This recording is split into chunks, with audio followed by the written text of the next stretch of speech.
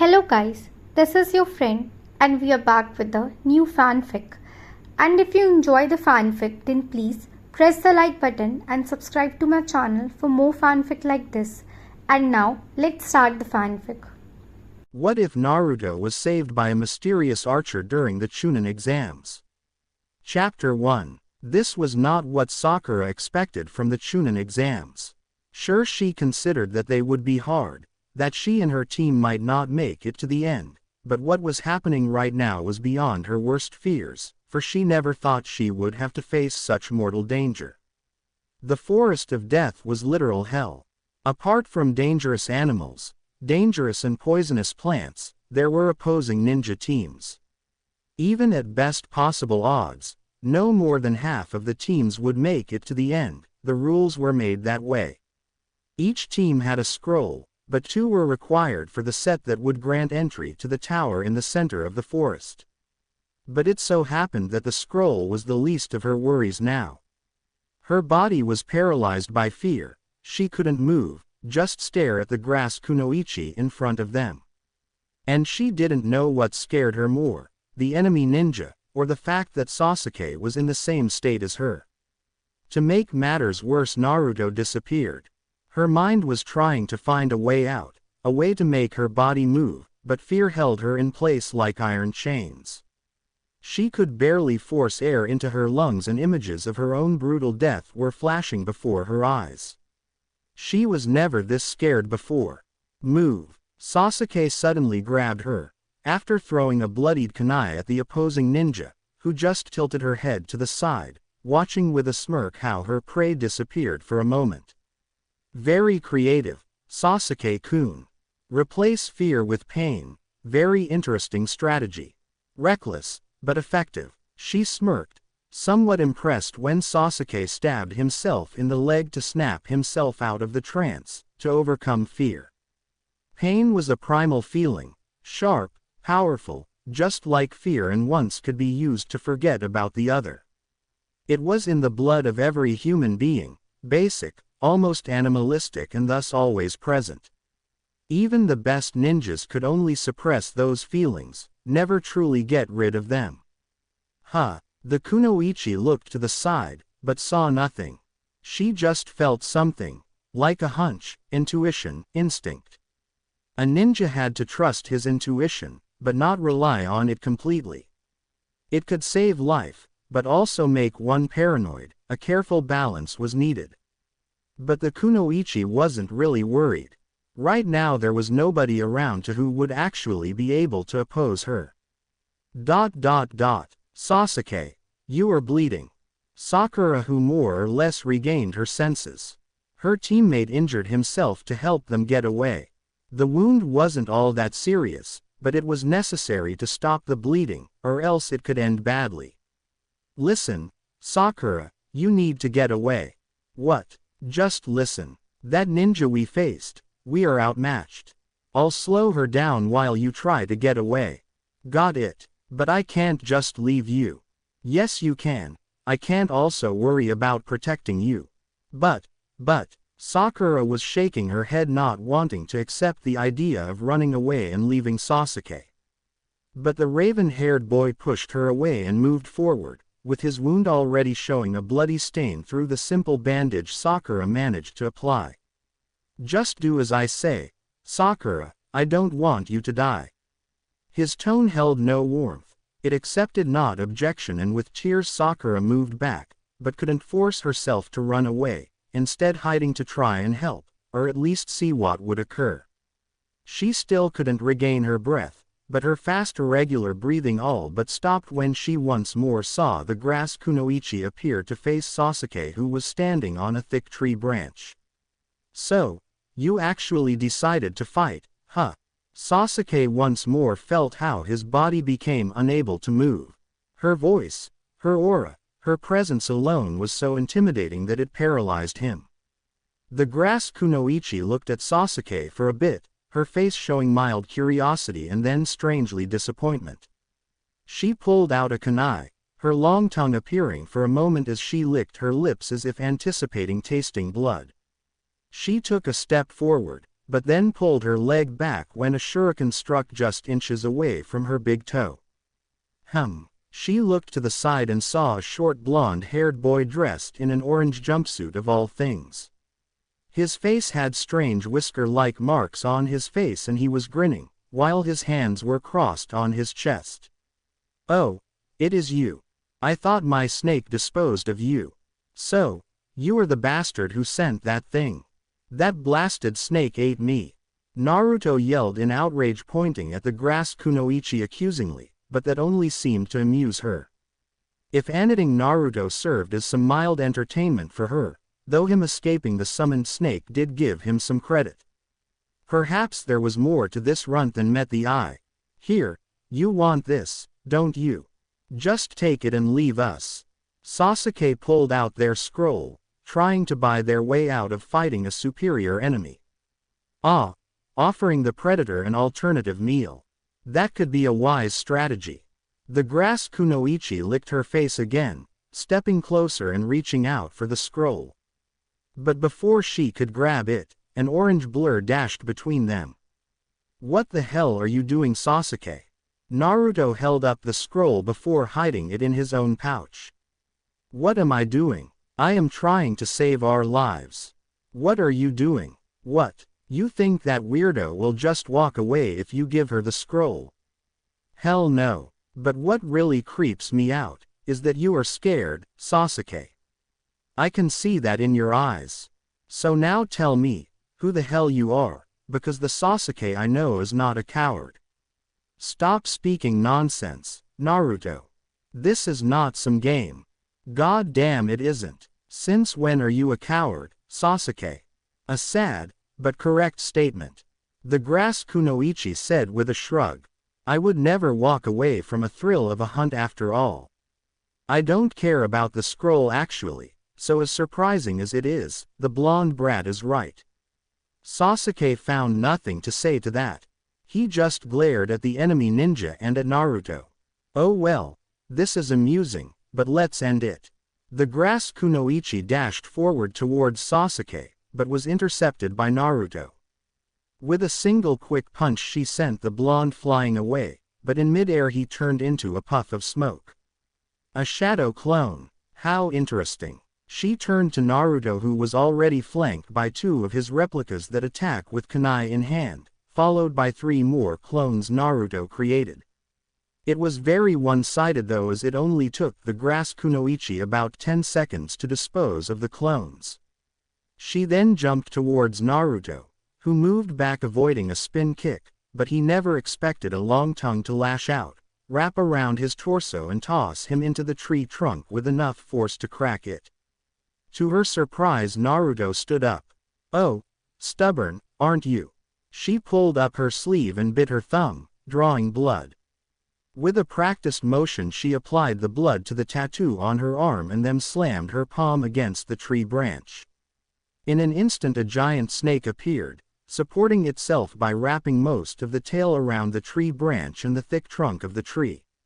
Wah! Naruto barely managed to jump out of the way when the snake struck.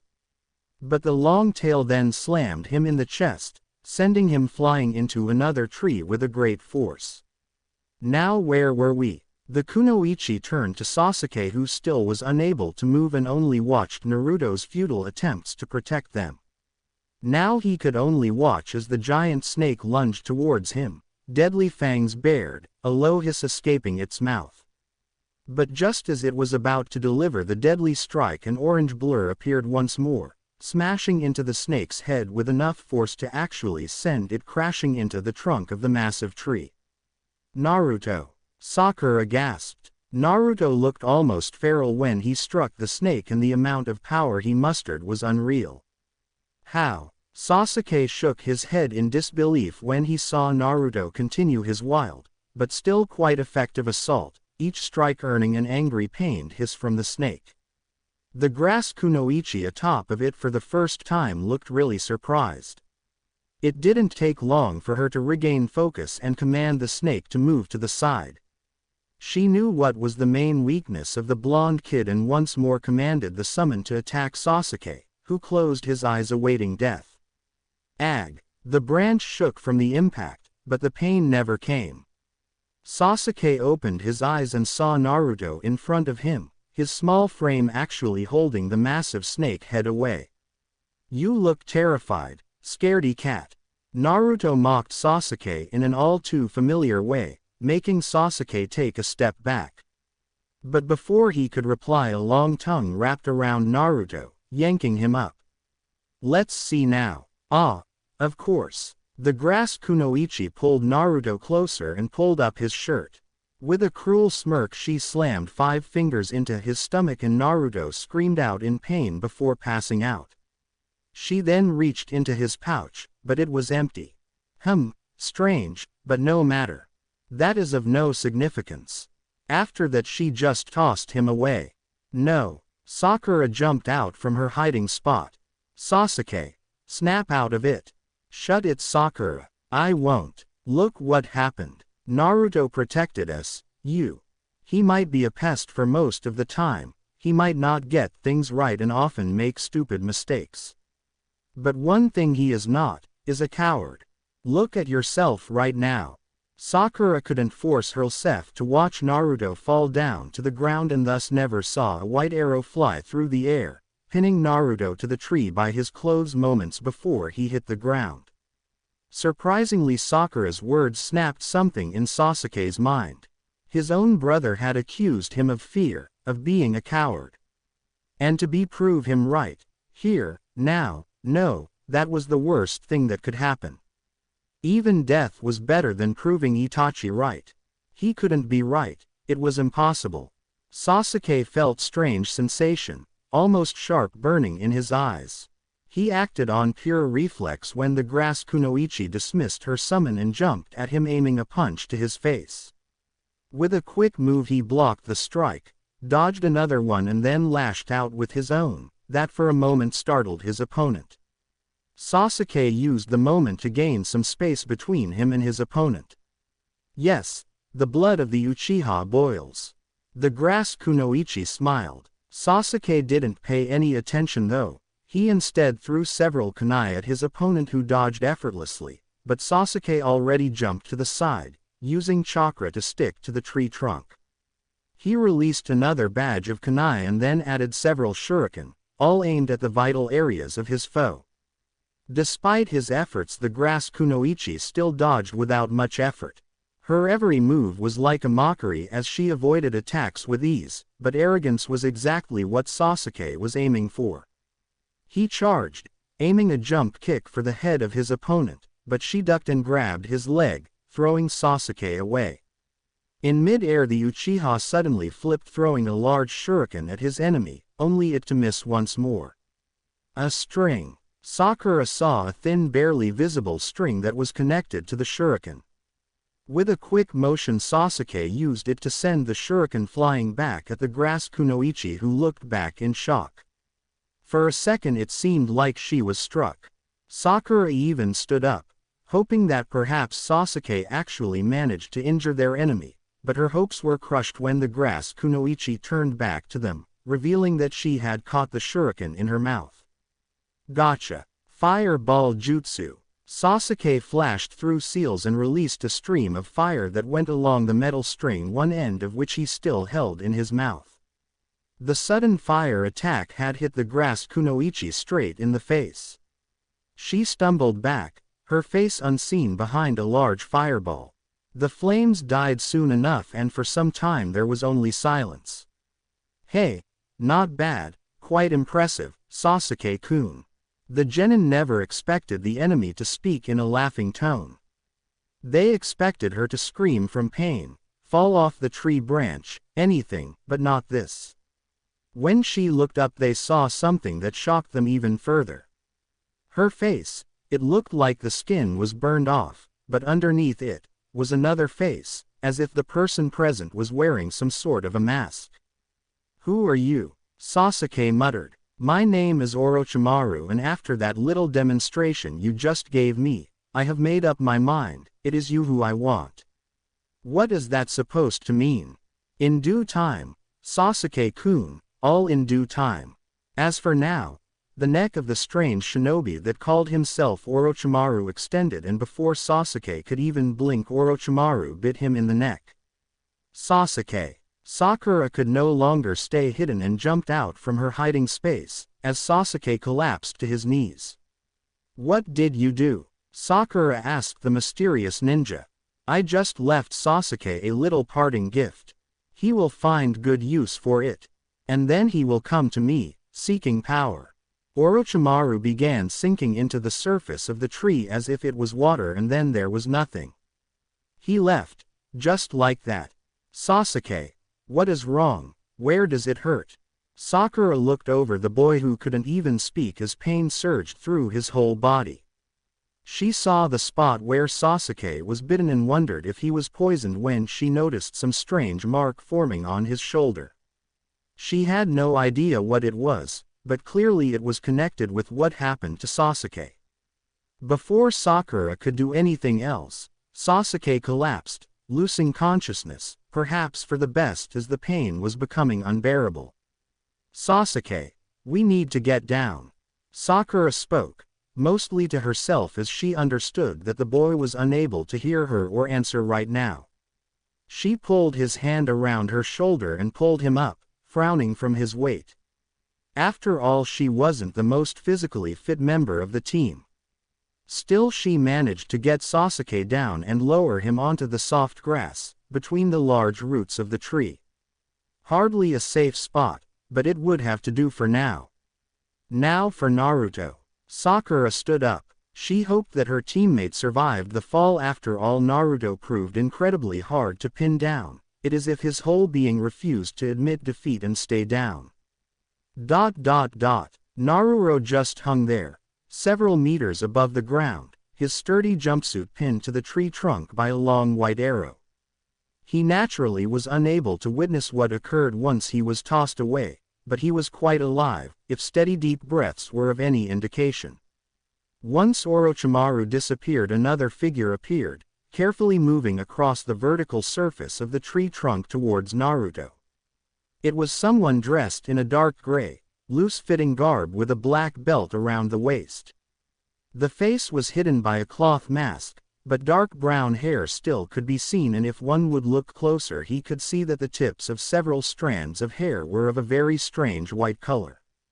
The figure had a long curved bow strapped to his back, but strangely no quiver with arrows, though it seemed that the arrow that saved Naruto was made from the same material as the bow. What was strange was that he had no forehead protector or any other mark or symbol that would tell if he was from one of the ninja villages. The figure carefully crawled over to Naruto, inspecting the boy from the distance at first. He then moved closer and grabbed Naruto's blonde hair, pulling the head up roughly to see the face. It was unclear what the strange ninja understood from watching him, but after some time he seemed to decide on something. Without a single word he pulled out the arrow, allowing Naruto to fall down, but didn't do anything else. He just watched the prone form of the genin before retreating, disappearing in the many shadows of the forest. Soon Sakura appeared looking for Naruto and easily spotted the orange jumpsuit. She hurried over to her teammate and was relieved that he was alive. More than that, he didn't seem to have any serious injuries, which seemed impossible considering that he fell from incredible height and there was nothing here that would significantly soften the impact. Still, he was breathing regularly, didn't cringe in pain or show any discomfort when she pulled him up. If anything, he looked asleep. She had to admit that the way Naruto acted surprised her. He somehow was able to hold off that giant snake, showing power he never showed before. For a moment he scared her. She felt strange, unexplainable terror, similar to that she felt on the bridge back in the Wave Country. But he was protecting them, he was willing to risk his life to save them, and he never even hesitated about that. Perhaps Naruto was a clumsy idiot, but he was a good friend. Sakura found a secluded spot nearby. The roots of another giant of a tree created sort of a small cave between them. Such shelter was perhaps the best thing she could find on such short notice. It took her some time to get both Sasuke and Naruto there and then lay some traps for at least some measure of security. Naruto was simply asleep, but Sasuke quickly developed a serious fever. His face often revealed that he was in serious pain, and Sakura was unable to do anything to help him, except putting wet cloth on his forehead and sitting next to him, hoping that he would somehow pull through. With all those worries, it was not surprising that she never noticed that their small shelter was carefully observed by someone carefully hiding in the branches of a nearby tree. The figure with the bow seemed to be waiting for something, patiently. He was the first to see the three sound genin appear, cutting off any retreat for the pink-haired Konoha nin and her injured teammates. Still, he made no move to try and help her when she was forced to engage the new arrived enemies. The strange ninja tilted his head slightly, somewhat surprised that the girl actually managed to pin down and injure one of the sound genin, despite not showing any kind of special ability. It was actually more attributed to the arrogance of her opponent, who was just playing with her. She was so clearly outmatched that the outcome was painfully obvious. If anything, she was going to buy herself and her teammates another couple of minutes of life. But surprisingly, she was saved by the arrival of another Konoha genin team. By that time, the pink-haired girl was already in no shape to even stand, having numerous cuts, bruises, and having lost a good portion of her long hair. Strangely enough, the sound trio were opposed by only one Konoha genin, who was sometimes speaking utter nonsense, not to mention that his clothes were bizarre to say the least. His teammates silently observed the engagement from another tree, but even without their help, the Konoha genin demonstrated an amazing skill in taijutsu. The style was relatively straightforward, an onslaught of strikes, aimed at joints, vital areas, anything that could potentially cripple or even kill the opponent. But even that would have been useless if it was not for the arrival of another Konoha genin team, this one taking a more careful approach, by capturing one of the sound nins and using her as a hostage. The area was quickly becoming a bit crowded. The Konoha ninjas were known for looking out for each other, but this was getting ridiculous. The sound genin were soon in a very tight spot, being outnumbered, but they were not about to give up. If anything, they were willing to sacrifice their teammate in order to accomplish their mission. They already revealed that they were after Uchiha Sasuke, and it was all too ironic that their target was actually the one to finally end the engagement. When Sasuke appeared, his aura alone made everyone turn in his direction. The left part of his body was covered in some sort of black markings, and those around him shivered from the menacing vibe he was giving off. He radiated power, but that power was foul, cold, twisted, unnatural. "Sakura, who did this to you?" Sasuke spoke, not turning to his teammate, who was unable to answer. She just stared at Sasuke, who waited for answer. "I did, so what?" Zaku smirked. He actually welcomed this turn of events. He wanted to kill Sasuke, and now instead of having to fight all of these would-be ninjas, he had his target right in front of him. Unfortunately for him, Sasuke also welcomed a chance to test out the new power, and now he had a perfect reason and a perfect target. It was over in about a minute, with Sasuke holding Zaku in pain lock, threatening to break his arms. As it turned out, he was more than willing to do it, as a moment later Zaku screamed out in pain when Sasuke pulled his wrists back, breaking his arms. "So be it." The figure in the tree nodded. The skin on his wrist parted as something white pierced it. Without a sound, he pulled out another white arrow out of his own hand as if it was the most natural thing to do, and readied his bow. He took a careful aim, pulling back the bow string with his index and middle finger. "Stop. Just please, stop." Sakura embraced Sasuke from behind, desperately trying to stop him. The way he acted, the cruelty he showed, it was not him. It couldn't be him. The mysterious archer hesitated for a moment, but his arrow had more than enough power to deliver a mortal blow even with an obstacle in its way such as another person. He caught the moment between his heart beating and released the arrow. An arrow was but a flash of white as it sailed towards the target. Sakura's exposed back would not protect Sasuke's heart. It would be over in less than a second, a quick, merciful death. No screams of pain, no moans, no goodbyes. Like cutting a thread, cling. In mid-flight a kunai struck the arrow, knocking it away. It had hit the grown right behind Sasuke and Sakura, digging halfway into the ground. Everyone stared at it, not understanding where it came from. Good aim, Tenten. Neji nodded to his teammate who still stood with her hand stretched after a throw. Neji's Byakugan saw the unidentified ninja observing the fight, but it was unclear if he just observed, sought to steal the scroll, or had a different motive. That was partially the reason why he and Tenten remained behind. Only his teammate with her nearly perfect aim could actually intercept a projectile like an arrow. Without another word she unsealed several large shuriken from one of her scrolls and threw them at the spot the arrow came from. They cut off several of the branches, but there was nothing else to hit there. He is escaping, Neji observed. Come Tenten. Fei's third teammate, Lee, was in no shape to follow them right now, while others stayed to finish up with the sound trio. Sasuke wanted to follow as well, but felt how anger and his newfound power slowly drained away. He still looked at the only sound ninja who remained standing, the one who resembled a mummy with the bandages covering most of his face. Very well, you have us beat. Here, you will need this to move on. I will just take my teammates and leave. Dos pulled out their scroll and slowly lowered it to the ground. Nobody replied, but nobody attacked either, so he slowly picked up Zaku and Kin and jumped into the trees, leaving the clearing where the battle occurred. He is fast, Neji commented. He and Tenten were in pursuit of the attacker, who was constantly changing direction, using trees for cover, not letting Tenten to knock him down, or at least slow him down in any way.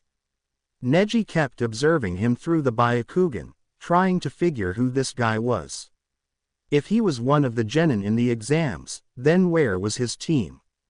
If not, who else he could be? A critical question, and only the one currently running away could provide an answer. He moved down, Neji said when he saw their target jump down to the ground. Why did he do that? He doesn't gain anything from that.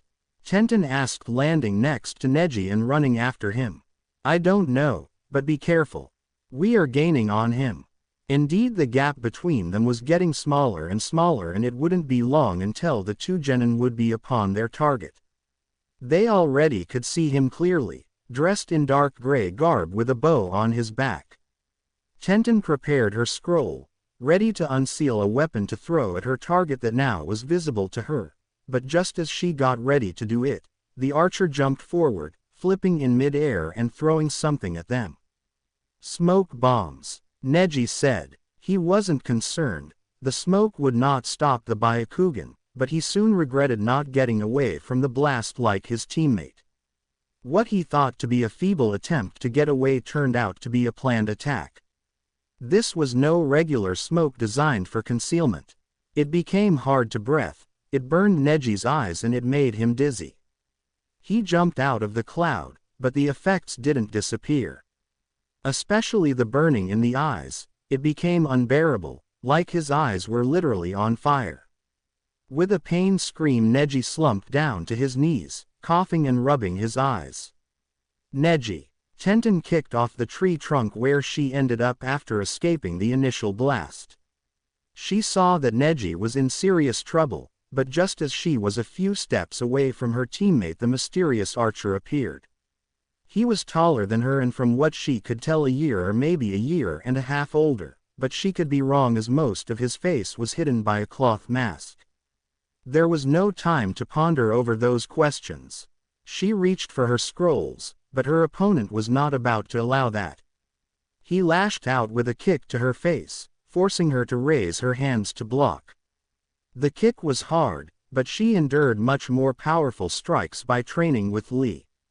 Still, she was no taijutsu expert and slowly retreated, waiting for the moment to gain ground and attack from distance. She also hoped that Neji would get better and join the fight. He would easily be able to fend off this guy in close quarters, allowing her to shower the enemy with projectiles. The same thought must have crossed the mind of her foe, who grabbed her wrist, pulling her to the side. That exposed him for her attack, and Tenten didn't hesitate to smash her elbow into his chest to knock him back. That turned out to be a wrong move. It seemed that she had hurt herself more than him. He barely moved from the strike, while she felt pain surge from her elbow as if she had just hit a tree with all her strength. Her opponent then pulled her hand and kneed her in the gut, knocking all air out of her. The strike was repeated twice, until she slumped to her knees in pain. She gasped, trying and force at least some air inside of her, and scowled in pain. She looked up at the ninja towering over her. If he decided to kill her, she would be unable to do anything. You should not have interfered with matters beyond your understanding. He spoke suddenly. Tenten looked up angrily. She actually expected him to finish the fight now that he had the chance.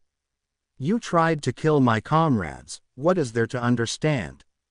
She snapped, her voice trembling from pain. Sometimes death is mercy. He spoke and then looked to the side when he heard Neji get up. The young Hyuga slid into the Juken stance, but it was clear that he was still suffering from the effects of the strange smoke. Tenten shook her head. If Neji was going to fight in that condition, he wouldn't last a second.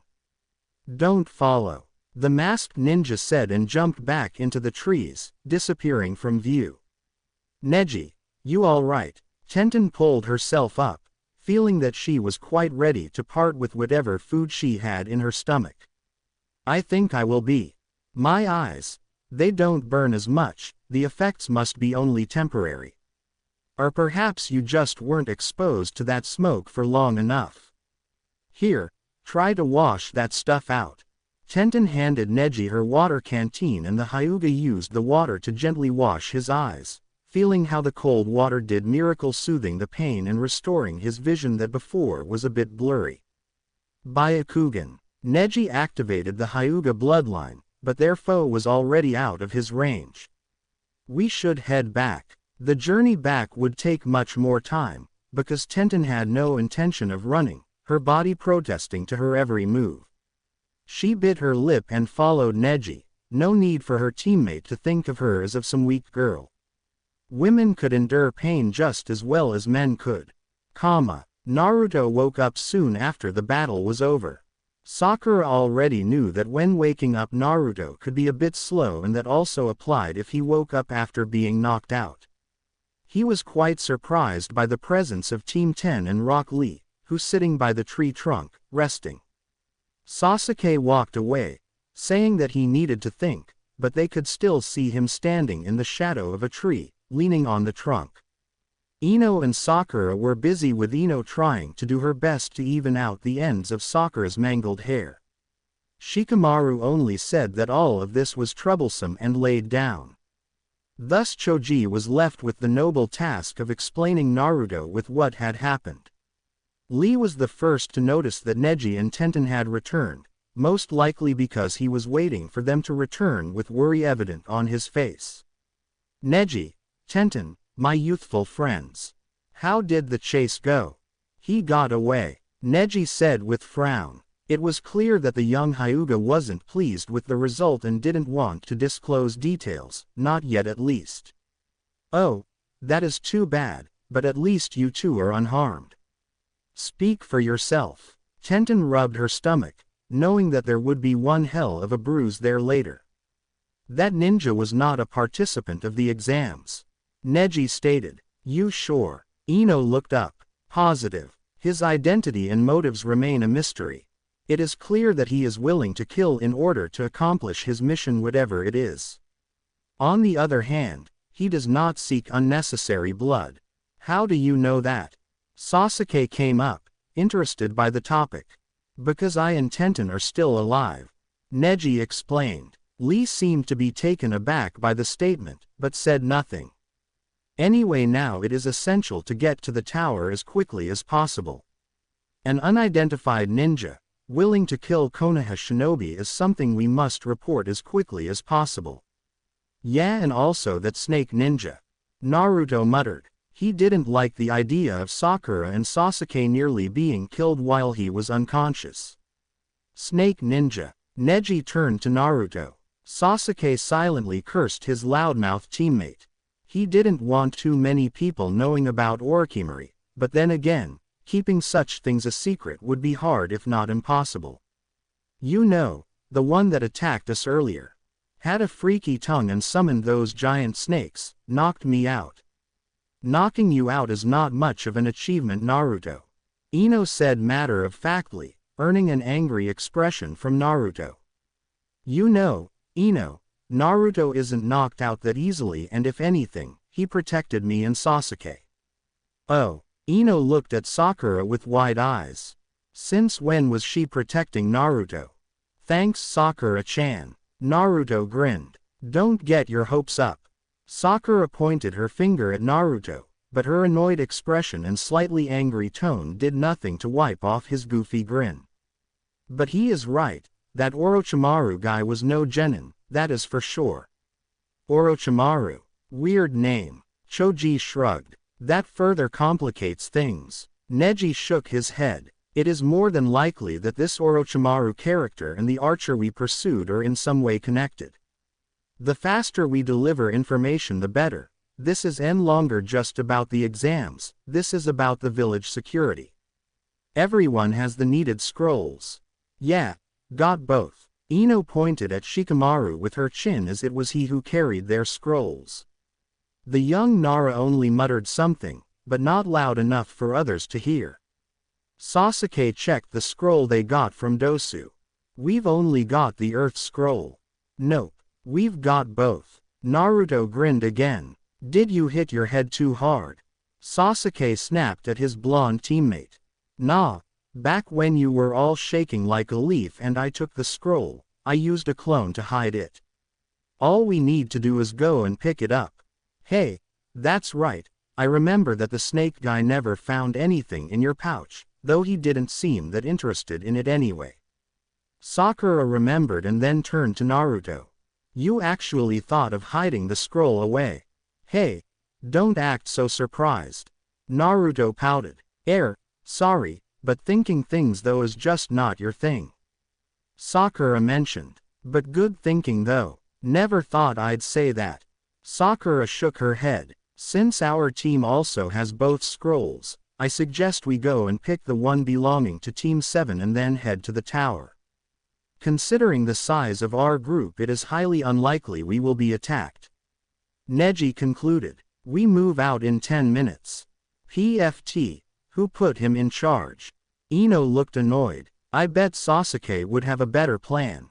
Neji, if he heard that, didn't comment. He went over to Tenten, who was inspecting something. He saw that she was looking over the arrow that was left behind after they forced him to retreat. It was a strange-looking thing, almost completely white. Can you say anything about it? Neji asked, since Tenten after all was their weapon expert. She frowned and nodded. This is unlike any arrow I have seen. From what I can tell, it is made from solid bone. Bone. Not the most durable material. Neji shook his head. I'd agree, but here, try and break it. Neji didn't understand what Tenten wanted to prove by him snapping the thing. It was so thin a child probably could do it. Neji looked over the arrow in surprise. Despite his best efforts, it didn't break. He managed to bend it, but never break. I never met the material as flexible and as sturdy. Tenten commented. She then pulled a kunai and tried to cut the arrow, but made only barely visible scratches. This material is obviously not suitable to make heavy cutting weapons, but projectiles.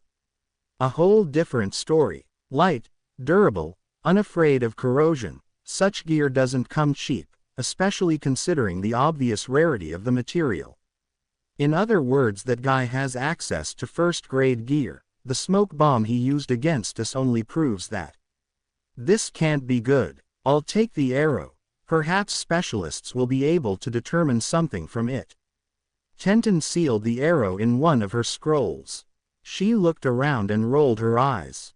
Not again. Lee was doing push-ups on his index finger, being already somewhere around the 300. Naruto, how much longer? Sakura raised her voice. For the last 10 minutes Naruto was searching around the bushes for the scroll. Leave it to Naruto to hide the scroll and loose it in the process. Found it. Naruto ran out of the bush with a scroll in hand. Now we can pass to the next stage. Whatever, hand it over. Sasuke demanded. Naruto looked at him with obvious distaste and frowned. You aren't going to give it away to the nearest snake ninja, are you? Naruto. Sasuke obviously didn't like Naruto of all people accusing him of cowardice. On the other hand, Naruto's doubt was this time somewhat justified, another thing Sasuke hated to admit, and the lack Sakura's angry outburst in his defense was a clear evidence. Fine, keep it, just don't lose it, Dobi. What was that, Tem? Oh, quit it. What are you, 5? Tenten looked at them in disbelief. I most certainly am not. Both Sasuke and Naruto yelled in unison and then glared at each other. Tenten didn't know as she should act angry, annoyed or amused, so she just shrugged and stepped aside. They always like that, Ino whispered to Sakura. Oh, no, usually they are not as civil with each other. Sakura shook her head. Civil. Ino looked at Naruto and Sasuke, both of whom were walking not far from them, throwing angry glances at each other. Sakura actually called this civil. Onward, to our most youthful goal. Lee. Tenten moaned miserably, noticing how everyone were looking at her teammate with wide eyes. To make it worse, Lee didn't seem to notice and walked off with a smile. Don't ask. Neji sighed and followed his teammate. Shikamaru. Choji, forget what I ever said about you two being weird. Now I have seen weird and its color is green. Ino muttered. At least he didn't ask you to go out with him. Sakura nodded, and then realizing that she probably shouldn't have said that, because seconds later Ino began laughing like a maniac, pointing at Sakura. Oh, shut it already, pig. What was that forehead? You heard me. Maybe it's the blonde hair that irritates people around. Tenten wondered. Right behind her, Choji dreamed of barbecue, while Shikamaru dreamed of dreaming. They must have been the most peculiar group ever. So, you confirm it, Anko. For the last time, it was Orochimaru. You know I would never mistake him for anyone. Very well. Hiruzen Sarutobi calmly nodded, sitting in his comfortable armchair. Nothing betrayed concern in the features of the old Hokage. If anything, he knew perfectly well how to conceal his thoughts. I guess that confirms the Genin report. Finally, Anko sighed and rubbed her shoulder in pain. She was all sore from her little run-in with her former sensei. Damn, forgot how strong that bastard is, and he isn't getting any weaker. Why would someone like Orochimaru attack a Genin team? Kurenai asked. Orochimaru was a Sannin, a ninja of the highest caliber. Attacking a Genin team, a rookie Genin team, was not something one would expect from him. Orochimaru never does anything without a reason, and I reckon he was always fascinated with unique abilities. His interest in ninjutsu, his inability to stay within the lines of reason, was the reason why he turned rogue in the first place. And we all here know that Team 7 is a very unique team. Orochimaru could be interested either in Uchiha Sasuke or the Nine-Tailed Fox. Aoba finished. Uzumaki Naruto. The third corrected, slightly narrowing his eyes. Please, the bastard gave the Uchiha a curse seal, quite clear who he is after. Anko scowled. I know how that works, if you remember. I remember, Anko, but from the information we got from the Genin, Orochimaru also did something to Naruto. Haruno Sakura reported that during the engagement Naruto demonstrated incredible power and looked almost feral. She assumed that it was just adrenaline and Naruto's wild nature, but after the incident in the wave we can safely assume that was another leak of the Nine Tails chakra. Lord Hokage, you believe Orochimaru did something with the seal? Kakashi asked with concern for his students. I doubt he damaged it. Minato was a master far beyond Orochimaru when it comes to seals, but I also will not overlook the danger. Since they are still participating in the exam, we cannot interfere, but I want both of them examined once the second stage of the exam is officially over. Jiraiya will be in the village by that time. The news resulted in a low buzz, created by the people filling the office. Jiraiya was not seen in the village for quite some time, and if they had trouble with a Sannin, who was better to handle it all than another Sannin? But until then we just wait. Asuma didn't seem to like the idea of that. Yes, after all, patience is a virtue. What about the archer? Orochimaru's accomplice? Kurenai asked. He does not fit in with all of this. Orochimaru is not beyond using pawns, but this shinobi acted strangely. From what I understand, he tried assassinating Sasuke. If Orochimaru targets Sasuke, then the order of his removal is pure nonsense. Then, maybe he is connected to the Sound Genin team. They also, seem to be after Sasuke. Hayate suggested, covering his mouth with his hand between his coughs. That is more probable, but also doesn't fit in completely. Either way, there is not enough information.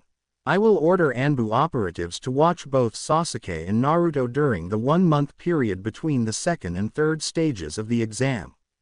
There is a minor problem. Yes, Hayate. The number of teams. Should at least one more team arrive, we will be forced to hold a preliminary round. I have the right to be present during such events. Should the need arise, we will hold the preliminaries in a standard manner. Dismissed. It took less than 5 seconds for his large office to become empty with only the Hokage himself left in his armchair. He folded his arms under his chin in deep thought, closing his eyes. The recent events could potentially be signs of upcoming storm. Orochimaru alone was a reason for worry, and the actions of the Sound Genin team, the appearance of the strange archer made the situation even more confusing. With a deep sigh he stood up and lit his pipe. The thing always helped him get his thoughts into order. He paced around his office for some time before walking out. I'll be back in a couple of hours. Yes, Lord Hokage. The Anbu guard nodded and remained standing by the entrance to the office. Hiruzen went to the village main armory that was located at the base of the Hokage mountain, directly under the face of the second Hokage. An unremarkable building was built so that it could survive the Hokage mountain itself collapsing over it, though nobody actually wanted to test that theory out. The armory had most of the basic ninja gear, uniforms worn by most Konoha ninja of a Chunin rank and higher, a collection of weapons and some more specific pieces of equipment, some not available to most and kept locked in underground vaults beneath the armory. But Hiruzen was not interested in what was kept in the armory. Instead he approached an unremarkable door, which led into what turned out to be some sort of a workshop. Any news, Kenza? Hiruzen addressed a man who seemed to be in his late 50s. He was wearing a simple outfit with a thick leather apron over it. He also seemed to be looking over an object on the workbench in front of him. Tisk, you always find something interesting for me to work on. You sound as if you are disappointed by that. No, not at all. Why would I be annoyed at having to inspect various devices and tools you lot use to kill each other? This job warms my heart. It also pays for the food on your table. Hiruzen mentioned. That is low. And you are being a hypocrite. You design those devices we lot use to kill each other. Right. The inventor is at fault. You know a kunai won't hurt anyone until a hand throws it. Yes, and an automatic shoe polisher usually does not make a building collapse. That was just one time.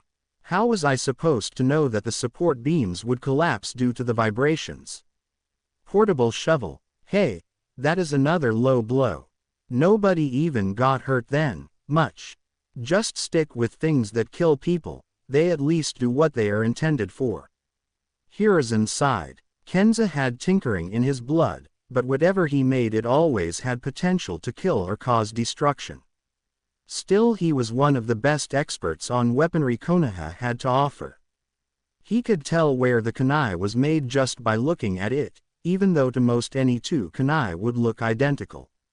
His was a walking encyclopedia of various materials, forging methods, designs and their combinations. Whatever, come over here. A very interesting weapon. Crude and at the same time very effective. Kenza held up the white arrow. Elaborate. Well, as you see, it lacks details. What is weird is that it lacks any sign of craftsmanship at all. I mean, I can usually tell if the weapon was forged, at which temperature, what tool was used to carve it out, or what needle and thread were used to stitch something together. But this arrow, nothing. Any ideas? Well, the genin that found it is right, it is made of bone. Didn't know anyone used such a material since Stone Age, but whatever. But of all the bones to use for making weapons, this was a perfect choice. Why is that? Any regular arrow is made from a combination of materials. Metal for arrowheads, wood for shafts, cloth or feathers for fletching. But this arrow here is a pure and not to mention solid piece of bone. The shaft becomes thicker at one end and ends in a sharp point, creating a variation of an arrowhead. Now look here, see these small fins at the other end, they play the role of airfoils and stabilize the flight. Then why do you call it crude? Would you call an arrow carved out of a solid piece of wood complex? No, Hiruzen agreed, but since you also called it effective, I dare say this thing does its job. It does it superbly. This bone is far denser than any other similar material. Nowhere near to metal, but it will pierce cloth, leather, flesh, wood, brittle rock easily. Any metal weapon will require considerable effort to cut through it. Anything else? Oh yes. This bone is also incredibly flexible. I was able to bend it at an almost 30-degree angle by applying significant force, but it didn't break, and once I removed the weight it became perfectly straight again. So it is durable and is able to retain its shape. How can you explain that it lacks any sign of craftsmanship?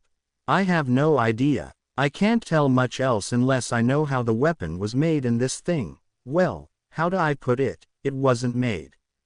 Kenza scratched his head in thought. What do you mean exactly?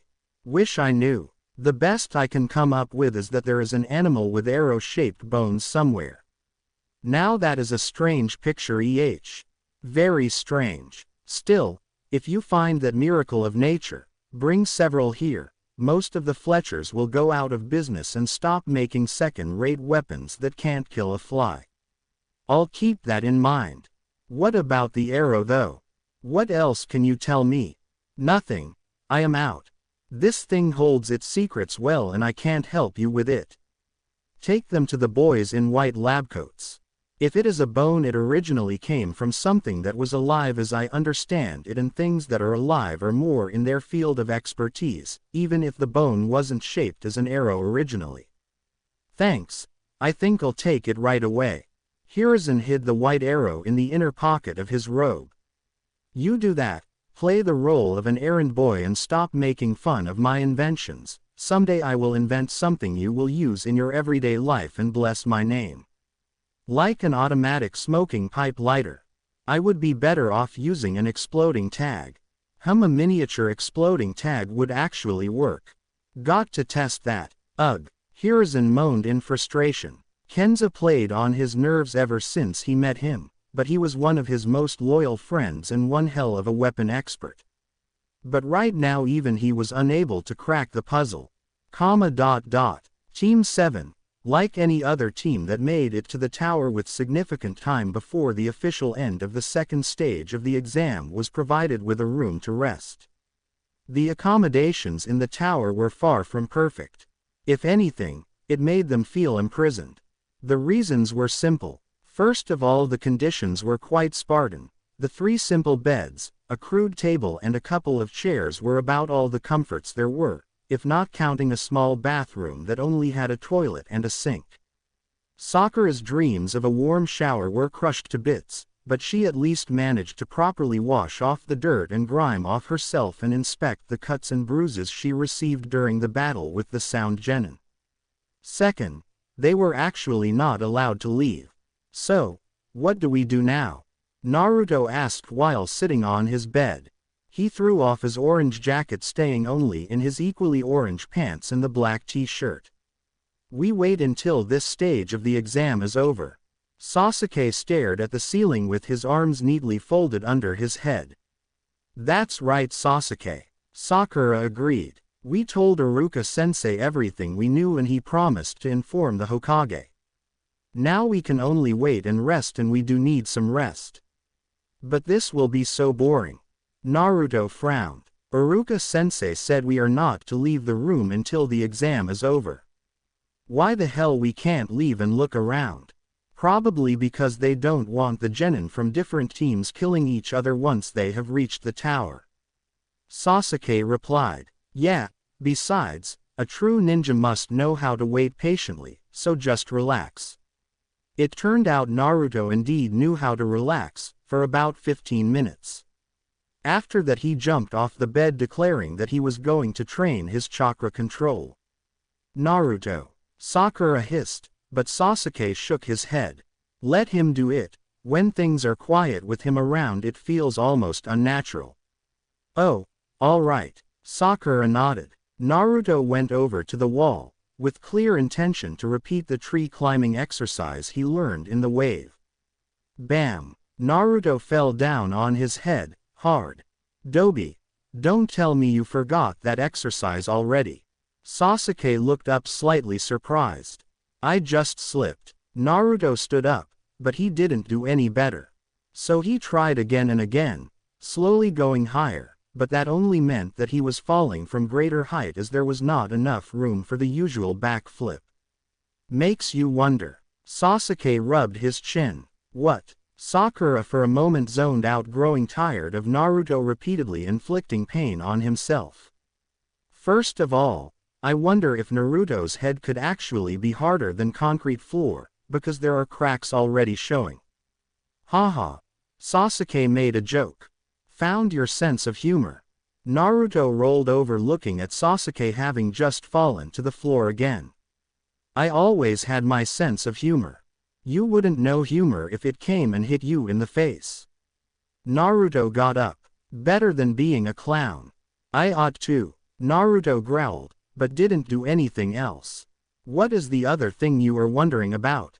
Sakura asked, trying to stop the two from fighting. If it is another insult, I don't want to hear it. Naruto turned around. I was wondering why you suddenly are unable to control your chakra.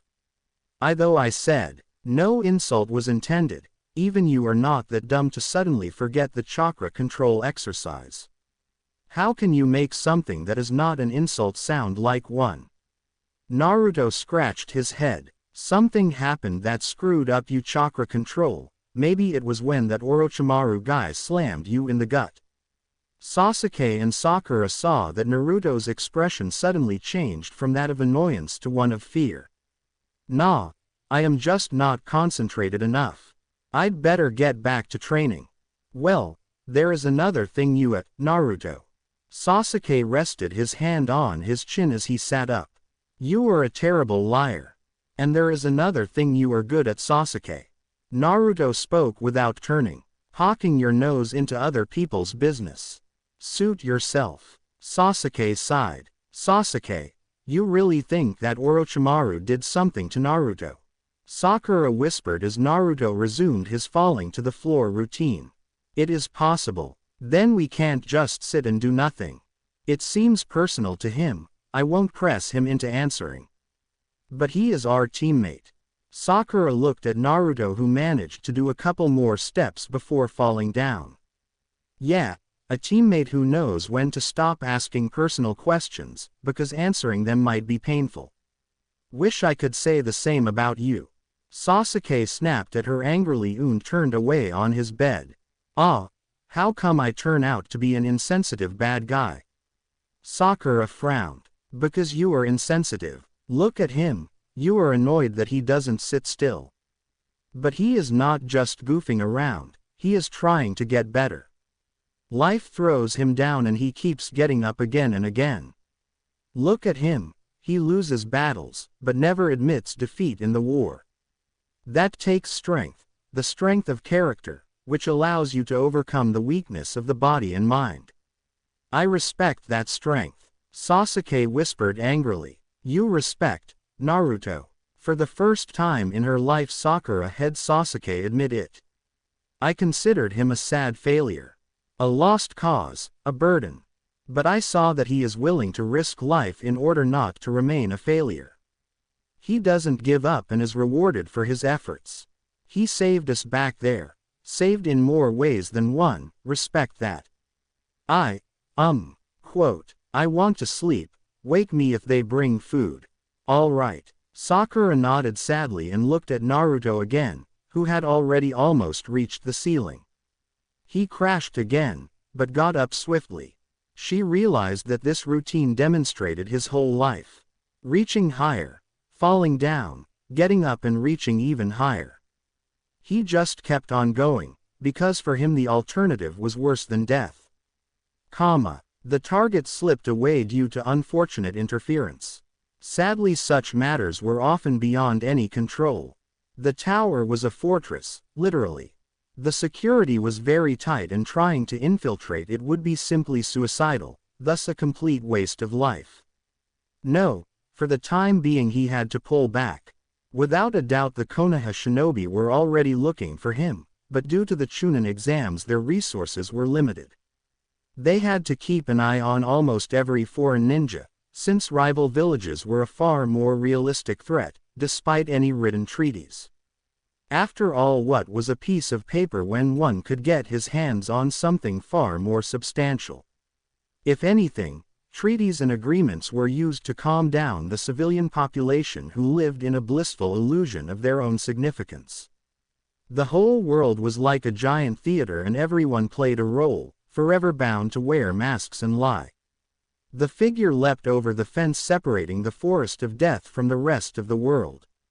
The perimeter was heavily guarded, but the night was dark and even the sharpest eye would have trouble noticing anything. The Chunin patrolling this section of the fence turned around sharply when he heard a strange noise. He couldn't identify the sound and went to investigate. He looked around, as if his gaze could pierce the darkness, but saw nothing. Stupid owls. Why can't they hunt during the day, like normal birds? The Chunin yawned and turned around to resume his patrol. If he would have looked down he would have noticed a figure sprawled on the ground just next to him. The moment the footsteps became faint the figure stood up and ran off, his feet barely making a sound as he left the forest of death behind in the night. He made it to the outskirts of Konoha, the streets being empty during this late hour. But ninja patrols were common due to the Chunin exams. There was an abandoned district not far. People moved out after a large local fire. It was easier to relocate than to rebuild, since there were hardly any buildings left standing. But if the building above was ruined, that didn't mean the same for a cellar, and that was where the archer took shelter. He chose this one, because due to the old age one of the walls collapsed, opening a passage to the sewer system that was still connected to the main sewer system. It was a perfect escape route should something like that be required. Not the escape route one would wish for, but nobody ever said being a ninja was glamorous. The figure currently occupying the place also wasn't picky. He simply sat down against the wall and pulled out a ration bar and pulled down. A tasteless thing, unless one considered dirt having a taste. Still, it supplied the body with everything it might need. Putting the last bit of the simple meal into the mouth, the ninja moved over to the wall, where he pulled a traveling bag from underneath some debris. Inside were the same smoke bombs he used, sets of shuriken, but no kunai, additional ration bars, extra string for the bow, explosive tags and some medical supplies. He took a couple more smoke bombs and a ration bar, putting everything else away. For now he was equipped with everything he needed. There would be 1 month time between the second and third stages of the exam. That time could be used looking for another opportunity to strike, looking for additional information, perhaps eliminating critical obstacles. But caution would be necessary. The forest of death was a far better place for one who desired to remain unseen.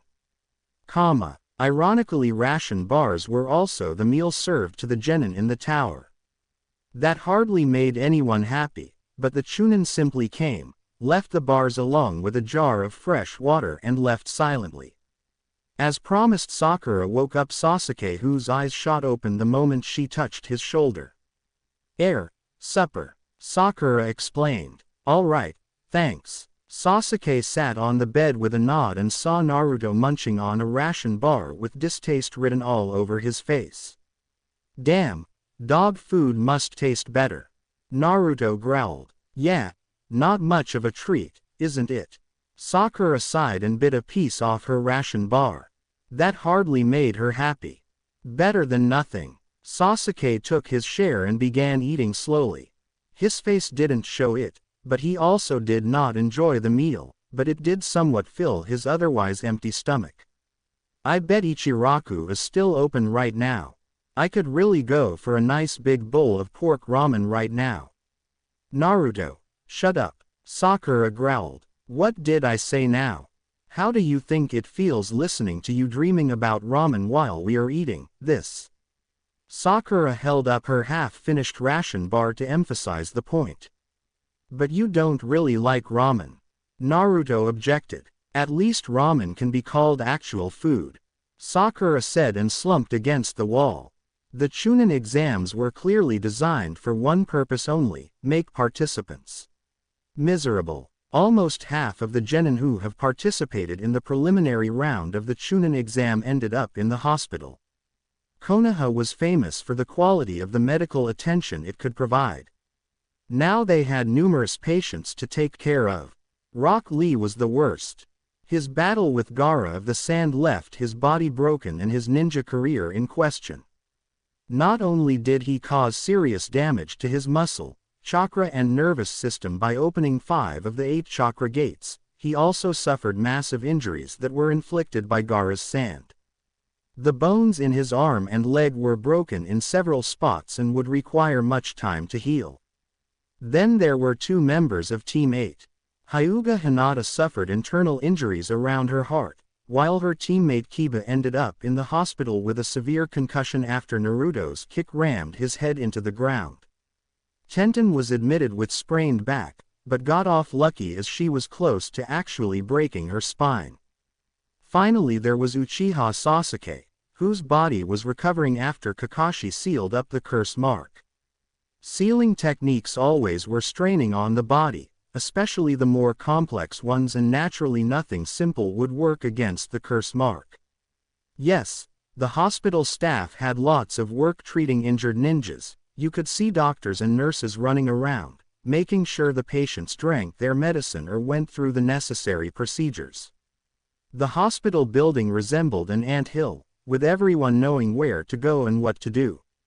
To those outside it could seem chaotic, but nothing could be farther from the truth. It was a well-developed system that functioned at the best of its ability. What do you mean we can't see him? Naruto's voice ran across the hospital hallways.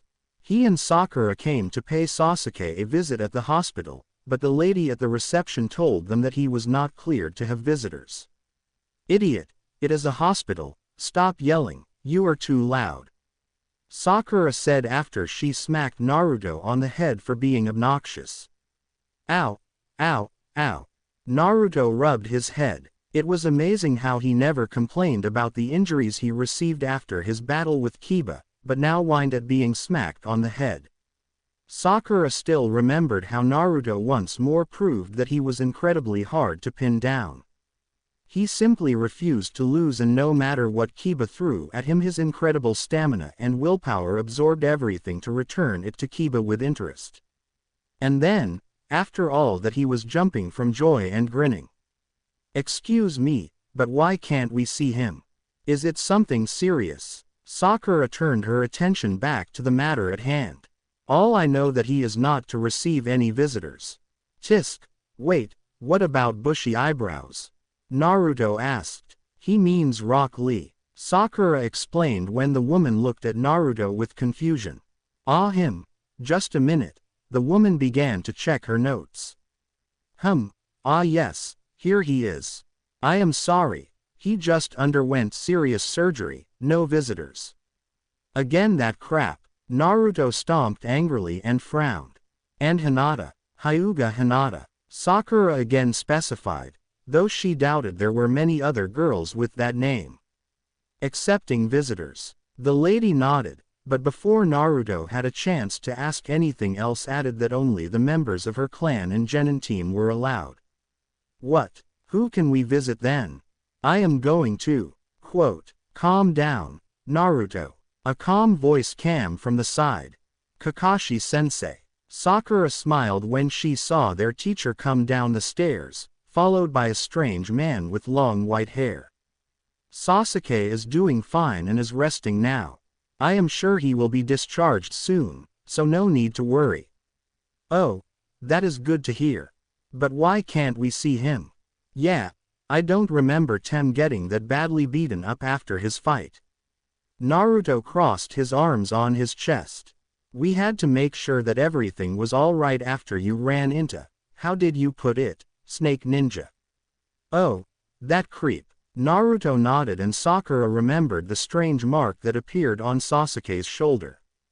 That must be the reason Sasuke was admitted to the hospital. Anyway, you and Sasuke will need to prepare for the third stage of the exam.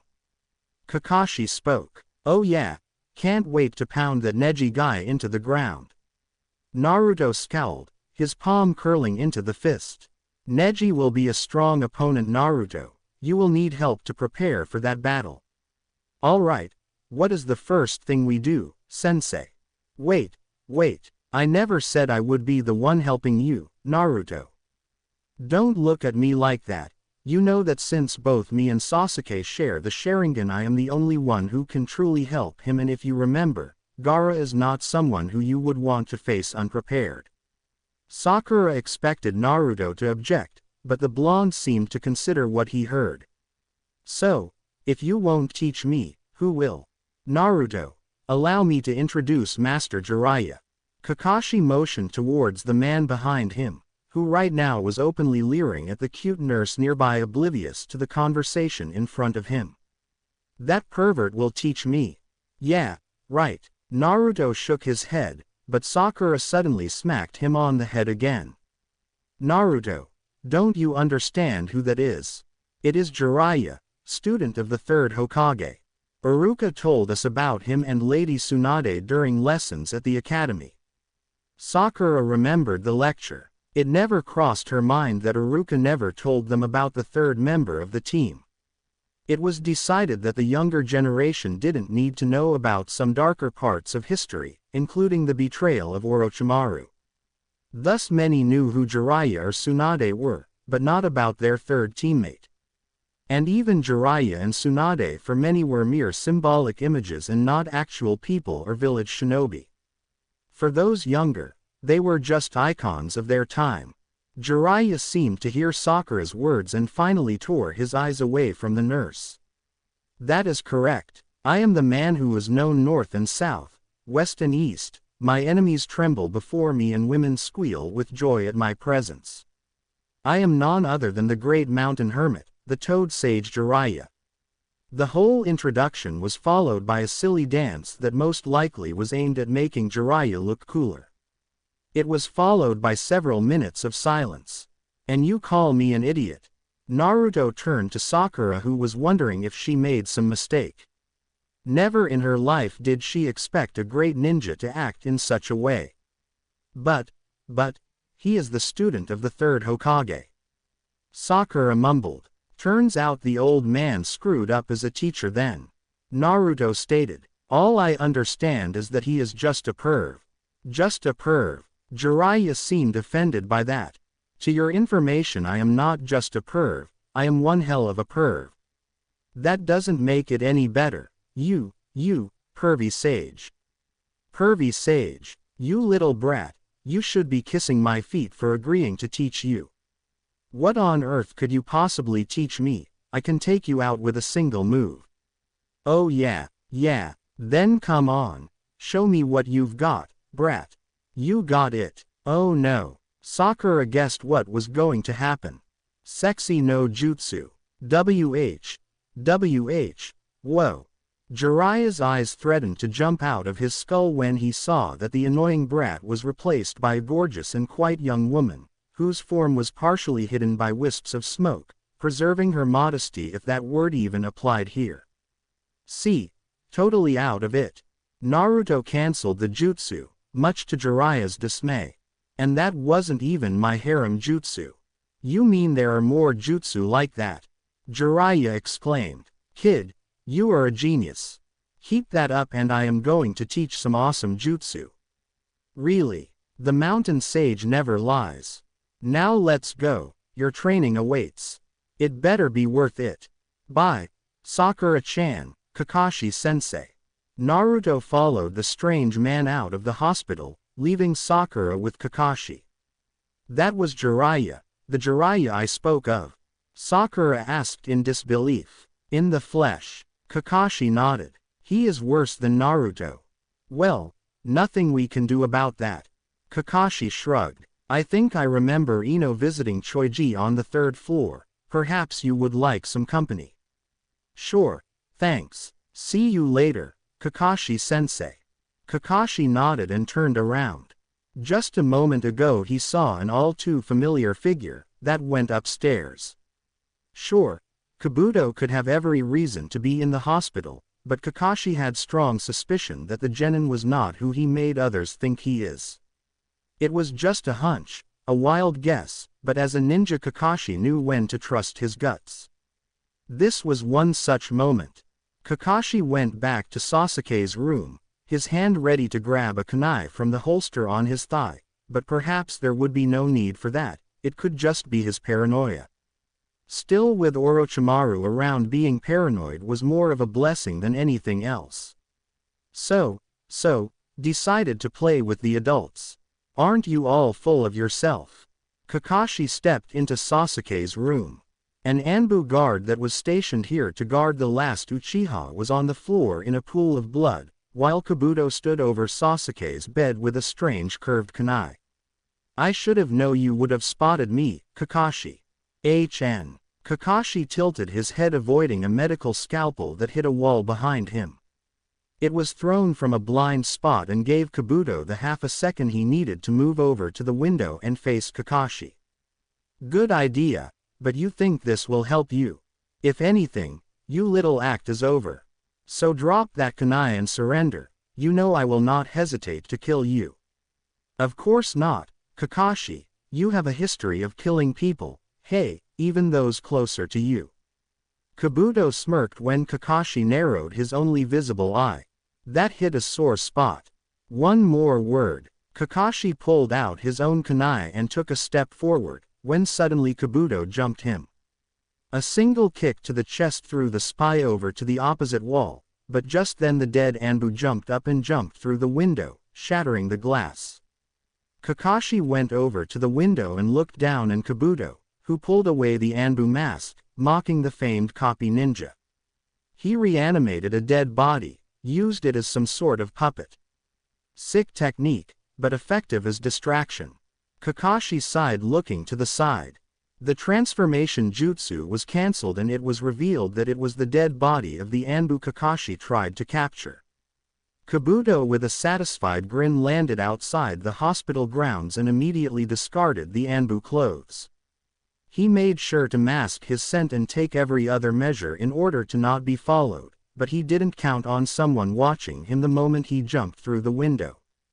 The spy was spied on. ... So, we're here, why? Naruto looked around. Jiraiya brought him over to a small river. We need a source of water for training. You are going to teach me a water jutsu. Awesome. Something like that. I am going to teach you a chakra control exercise that will also come quite handy in battle. Chakra control. Again. Naruto rubbed his head. He must have slammed down like 300 times back in the tower until he was able to repeat the tree climbing exercise.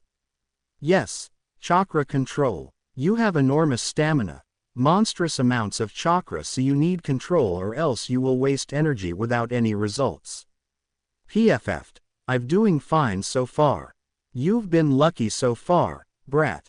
Whatever, pervy sage. Don't call me that. I am Jiraiya. Get that through your think skull. Jiraiya the pervy sage. Fine. What is the exercise? You disrespectful little. UGGHH. Fine, you will learn to walk on water. Watch. Jiraiya went over to the water and kept walking until he was in the middle of the small river. Why such a surprised look? Didn't think of it being possible, brat. Whoa, that is awesome, pervy sage. How do I do that? The same way you stick to vertical surfaces, but the water is unstable, so you will have to constantly adjust the amount of chakra needed. Now get to it. Could you explain that again? Naruto scratched his head. No. Now try it. Alright, perv. Naruto went over to the water and tried the technique, only to fall into the knee-deep water by the shore.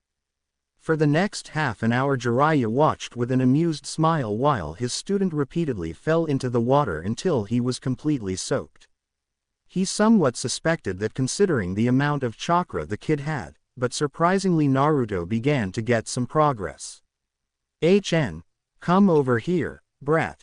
Jiraiya crouched down with a serious expression. What now? I just began to get a hang of it. Just get over here. Good. Now pull up your shirt. What kind of pervert are you? Just do what I say and stop being disrespectful.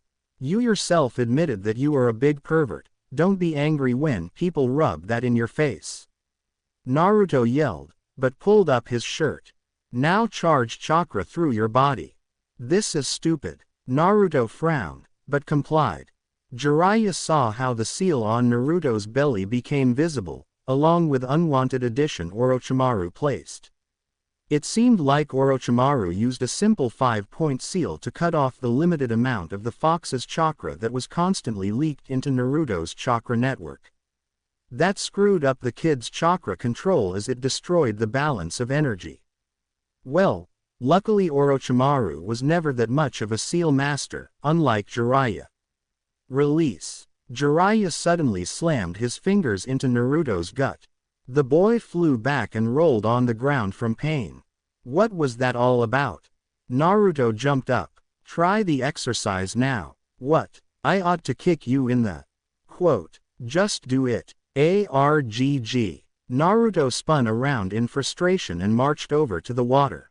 Hey, what gives? It is so easy. I am doing it. Yeah. Naruto began to jump and run around the water surface as he had just received a lifetime supply of ramen. See, I am a great teacher, huh? Jiraiya smiled. Maybe, but you are still a pervy sage. Naruto laughed. You will never stop calling me that, are you? Nah, unless you will stop being a pervert. Fair enough, I guess. Jiraiya scratched his head. Get back here and dry up. After that I will teach you a killer move. A summoning jutsu. Summoning. Naruto sat down on the shore pulling off his soaked sandals and taking off his jacket. You mean like that snake guy?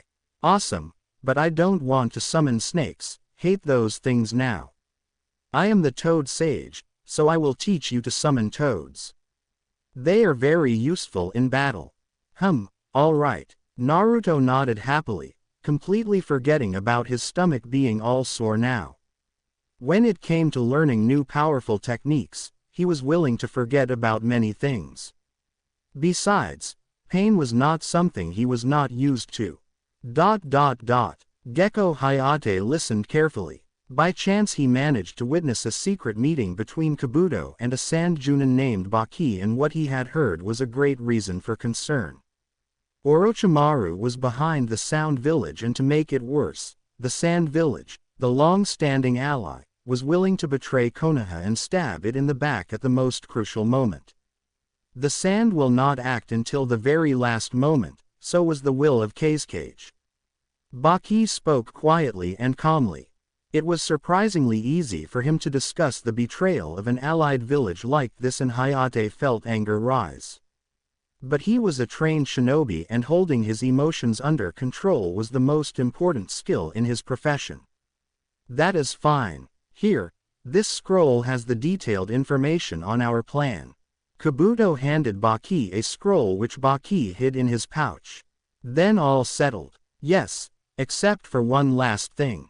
We need to kill a rat.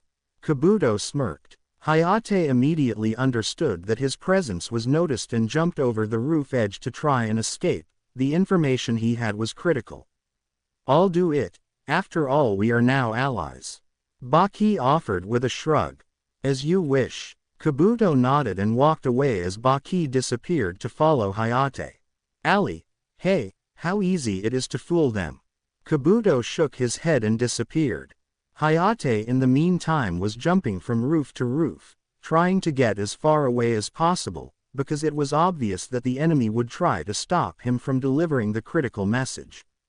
He jumped another ledge, landing on a balcony. From there he jumped over a street and ran up the wall to get to another roof that had a tall water tower built atop of it.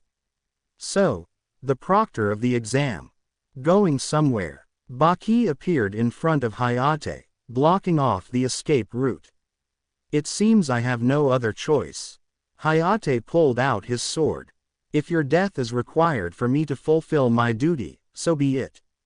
Without any other words, Hayate moved forward. His speed was beyond impressive, and Baki took a careful step back, preparing for the attack. Dance of the Crescent Moon. Baki spun around too late to stop Hayate's attack from the blind spot. It connected with Baki's shoulder, but the strike was not powerful enough to completely cut through the Chunin vest, even though it did wound the sand Chunin. Yes, this village has many talented people. To think you have mastered that technique at your age is truly impressive, but still, the sword is just a sword. When it comes to cutting things, it can be stopped. But the blade of the wind, nothing can stop it. Hayate tried pulling the blade out, but couldn't. He saw Baki prepare the blade of the wind jutsu. There was no avoiding it at point-blank range. Gah! Baki gasped and blood splashed onto Hayate's face. He saw something white appear from Baki's chest, and the sand Chunin suddenly dropped down to one knee, gasping for air. The technique he was about to unleash never finished. Baki tried to speak, but was unable to finish the sentence as he slumped down unconscious. Hayate watched what occurred with wide eyes until he pulled out his blade with considerable effort. He looked around and saw a figure on the water tower. He raised his sword and took a step forward, when a white arrow hit the ground right in front of his foot.